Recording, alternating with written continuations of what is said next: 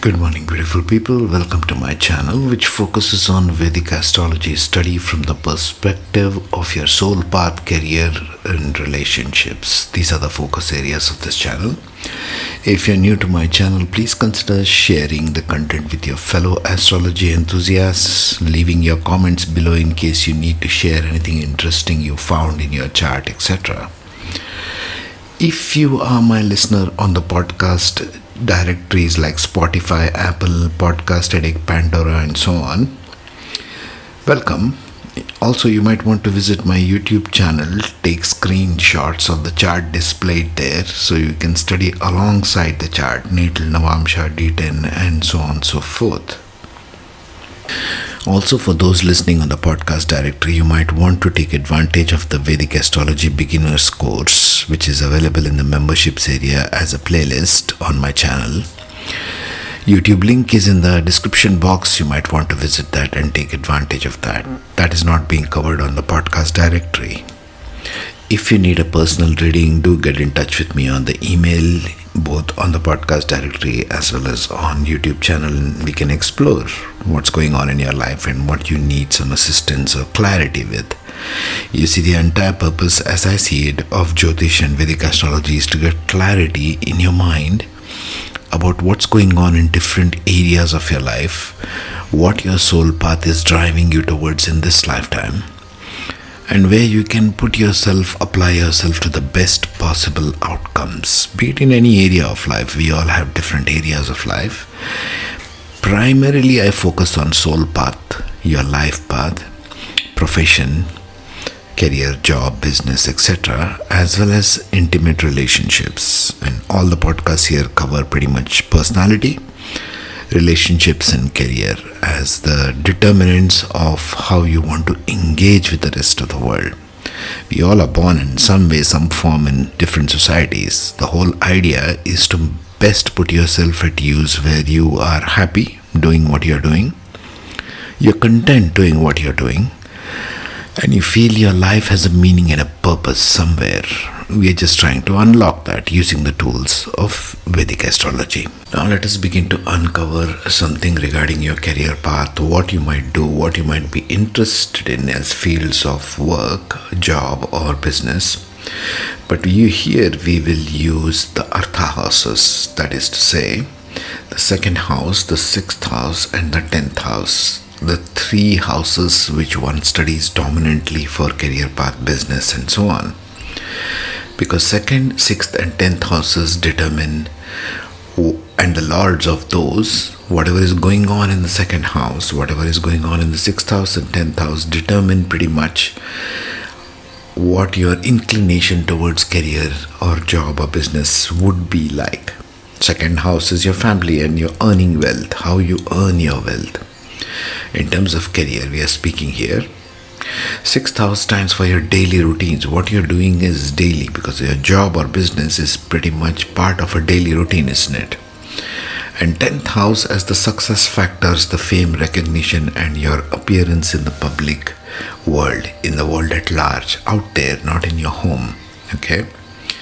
These are the Artha houses, the means of earning a living. We will cover this, number 2, as per each rising sign, right from Aries through Pisces. We shall cover it because the lords of 2nd, 6th, and 10th houses change with every rising sign, isn't it? So we shall cover this. First, begin with the principles of each of the rising signs, cover those first. And then we shall move on to details of case studies, because case studies will reveal something more, obviously, like we just covered the Amatyakaraka series and case studies, isn't it? You have to ground your knowledge with studying in a chart, how it plays out in a chart, because chart has got millions of combinations. So we have to study with respect to case studies, and I shall cover this in the same style as Amatyakaraka, so you're not confused. Number 3, how lords of each of the above is playing out. 2nd house, 6th house, and 10th house, for every rising sign has some lord. Lord of 2nd, Lord of 6th, Lord of 10th. I shall cover how the principles of Lord of each of the above plays out, first as per rising signs in general, and then we shall go on to case studies, because case studies will give a combo. Number 4, in D1 or natal chart, as how it manifests in physical reality. This is the principle. Whatever is in your divisional chart must tally with the natal chart. That's the rule. Okay.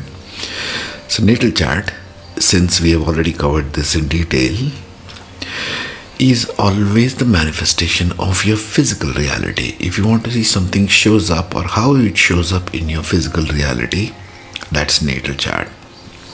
So we shall cover that also in the case studies.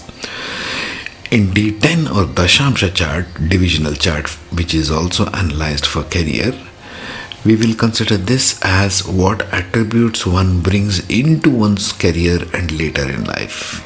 Okay, just similar as D1 and D9, but now we are going to D10. And what is your internal approach towards your career, and whether career does change in one's life or not. We shall study that. Case studies I'm taking from Gen Z charts, random charts of all people born after the year 1998, both in D1 and D10. So this will be the underlying basis of how we'll study career in terms of Parashara system, not the Jaimini now. We are not taking the Karakas.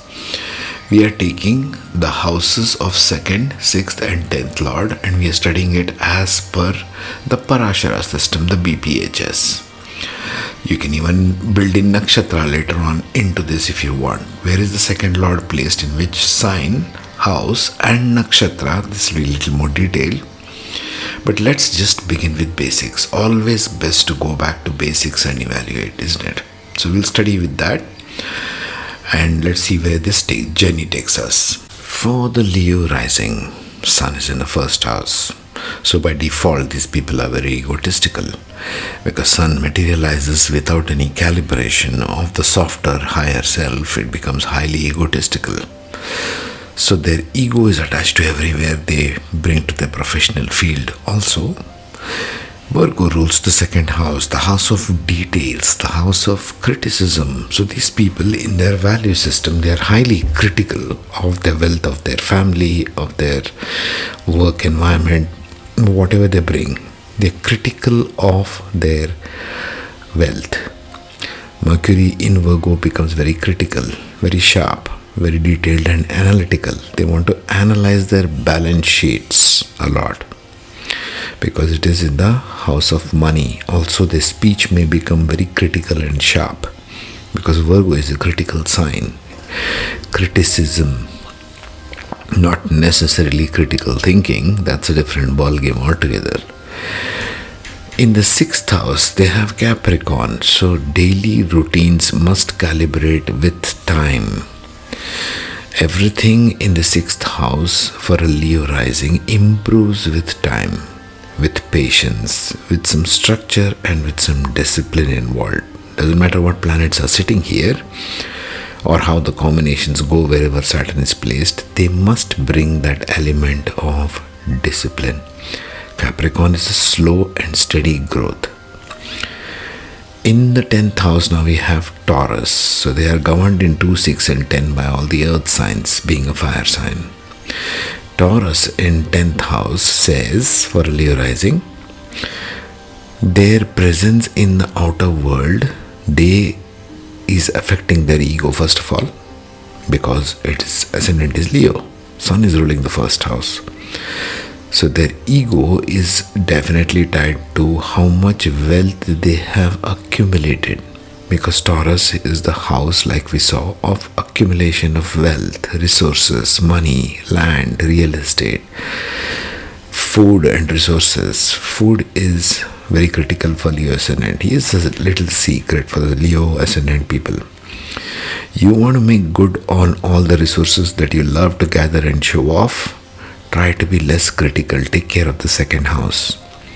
Don't criticize your wealth or what you have in your bank balance right now. Okay? Because the 9th place from the 2nd house is the 10th house. So it's a graduation where you get your higher wisdom from. Anyway, back to Taurus in the 10th house. So they want to do something in relation to accumulation of resources. Let's see this a little more in detail. So let us look at Leo disposition of the rising sign and the influence of the career lords. Okay. Radiant Leo, proud and leadership oriented. Oriented doesn't mean they will become leaders. Please don't misunderstand this. These natives bring confidence, creativity, and natural sense of authority. Leo walks into the room as an ascendant, people will know they are present. When Sun is present in the room, everybody knows it. They are ambitious, recognition seeking, and thrive in roles where they can shine or be in positions of influence. But take what I just said in the previous slide as a consideration. At times, ego or pride may drive decisions, but their innate charisma and willpower help them to stand out. Where do they fall out? Second house. Very critical of their family, very critical of their own wealth. That's where the falling happens. Influence of the career lords. Second house, Mercury in Virgo, governs wealth, speech, resources. Again, speech becomes critical, resources, everything is subject to criticism there. Since it is Virgo, brings intellect, adaptability, and analytical skills. Yes, Virgo goes into a lot of details. They are detail-oriented people into how they manage finances and build career assets. This is important since Taurus is in their 10th house. They are interested in their recognition for how many assets they have. What kind of real estate properties, bank balance, etc. They're always talking about that. That's their sense of fame. Fame is a sense, really.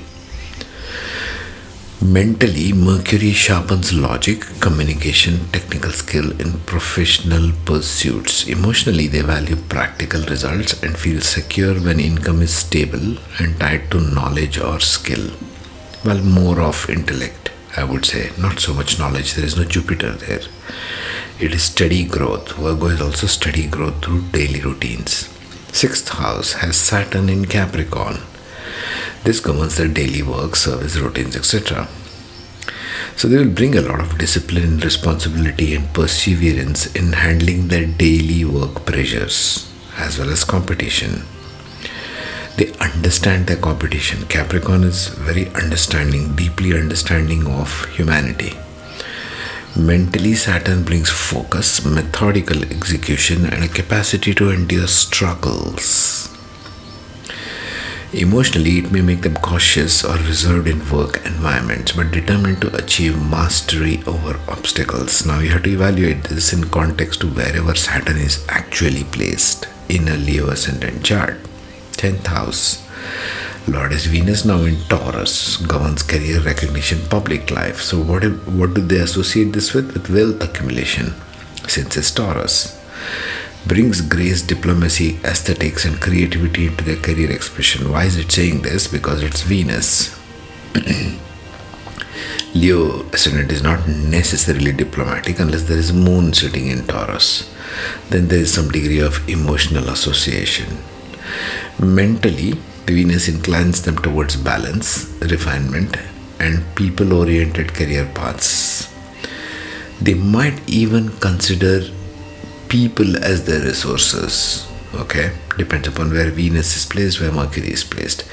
Emotionally, they seek recognition through harmony, relationships, and creating value that appeals to others. Now let's wrap up Mr. Leo Rising or Miss Leo Rising with the final slide. So what does the collective play of Lords tell us for the Leo Rising? Mercury, Saturn, and Venus combine intellect as a daily discipline, discipline in Capricorn and Saturn, and refinement of Venus in Taurus in the 10th house. This makes Leo Rising natives have an attitude of being very ambitious, expressive, prestige-driven, yet critical of it. Remember, Mercury and Virgo in the 2nd house, yet also capable of practical analysis and disciplined effort. Mercury in 2nd, Saturn in 6th. Therefore, they are characteristically charismatic leaders who combine creativity.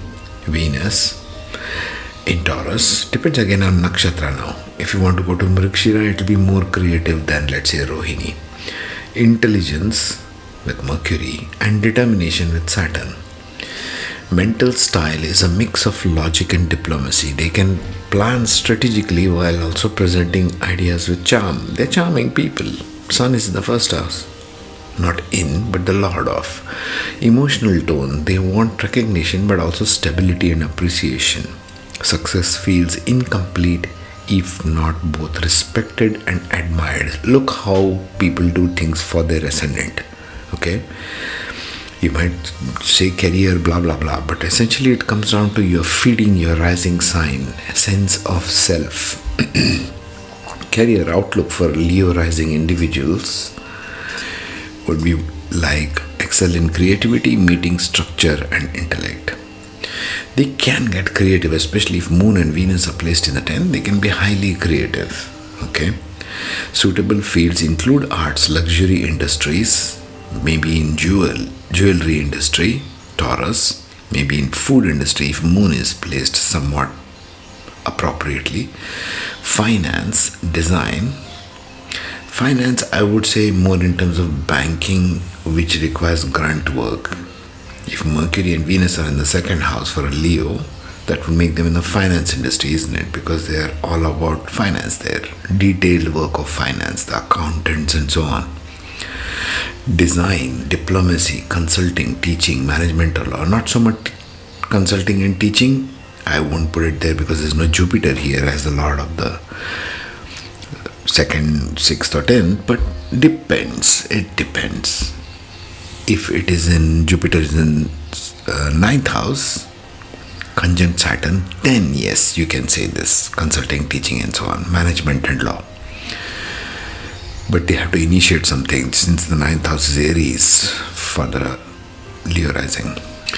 So for Leo rising, essentially, they tend to grow steadily through life. Venus ruling the 10th, they often rise in professions tied to beauty, aesthetics, harmony, anything to do with resources, anything to do with even refinement of food. Venus is refinement. They might even put cafes, restaurants, fine dine. All the fine dine restaurant owners might be having Venus in the 10th house conjunct Sun, for example, in Leo rising. So relationship management, well, depends where Saturn is placed. If Saturn combines with Venus, then you can say yes, well, they are doing something to do with relationship management. And Saturn's influence ensures their careers also demand hard work. 6th house, remember, Capricorn, and responsibility. They tend to grow steadily in status using Mercury's intellect to navigate details. Whatever their value system is, they have to navigate them with detailed examination, sort of a micro examination. Saturn's discipline to endure challenges and Venus charm to secure admiration and recognition, because essentially, like I said, you're feeding the ascendant. You're not doing anything else in your career. There is some karma associated with recognition for everyone. 10th house everybody has, so are houses 2nd and 6th. Next I shall see you in Virgo rising and what that brings us. Meanwhile, take care, be safe, leave your comments, share this video and like and subscribe.